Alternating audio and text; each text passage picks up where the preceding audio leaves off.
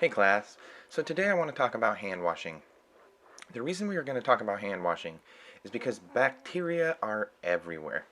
You can find them anywhere and everywhere on all surfaces. Some bacteria become dormant when they dry out.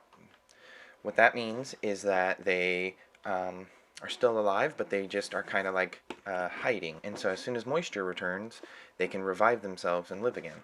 There's a bacteria called Staphylococcus, which survives well in dust, fabric, on tile, glass, and on the flooring, so it can be on all surfaces. Salmonella enteritis can be found on formica after 24 hours from minimally cooked scrambled eggs. And E. coli can survive on stainless steel for up to 60 days. So what's on workers' hands?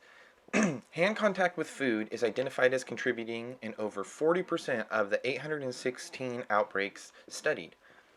Lack of effective barriers, such as gloves and handheld utensils, contribute to higher foodborne illness outbreaks. What that means is, without gloves or hand utensils, people can have a higher chance of getting a foodborne illness. High-risk operations that involve bare hand contact are things like various vegetable, meat, and fruit salads that get prepared, sandwiches when they're getting prepared, tearing, slicing, or grating either fruits, vegetables, or dairy, and then handling shrimp and other crustaceans. Outbreaks have even been associated with things as simple as a garnish, demonstrating how even minimal contact can result in a significant pathogen transfer. Things people don't think about that can be associated with foodborne illness outbreaks are like handling hamburger buns or other cooked pasta products, dipping donuts into a glaze, mixing milk from powder, or reconstituting juice. So that is like if you were making powdered milk, or if you were taking juice that was in a powder and reconstituting it, which means adding water back to it. That would be one way. An example of how contagious things can be is a cake decorator worked on the first day of having norovirus. She contaminated icing while mixing it in with water. She infected approximately 1,000 people. They traced it back to that she wore long decorative nails, which accumulated fecal material from when she used the restroom. An experiment was conducted where scientists deliberately contaminated surfaces at a checkout stand in a grocery store. What they used was a fluorescent tracer, and so it shines under a black light.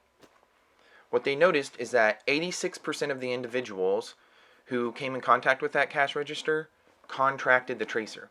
And this tracer is supposed to replicate bacteria. So basically it's saying that out of 100 people, 86 people got that bacteria or the tracer on their hands. They followed those people home, and after 20 minutes of them being at home, that tracer was found throughout the entire house. So if that was a bacteria, it would be found throughout the entire house. I want you to remember how important hand washing is. Remember that soap doesn't kill bacteria or germs. It helps to wash them away. Scrubbing with soap creates friction that lifts dirt, grease, and germs. That is the thing that makes them wash away with the soap. You need to use clean running water to rinse the dirt, grease, and germs away, and that you need to properly dry your hands to help prevent the transfer of germs from one place to another. Remember, wet hands transfer germs easier than properly dried hands. I want you to start thinking about the proper hand washing technique. What are the steps to proper hand washing? Next class, you will be working with Mrs. Spalding on writing these steps out for hand washing. After you have your hand washing steps written out, the instructions, we will be making a video of you demonstrating proper hand washing technique yourself.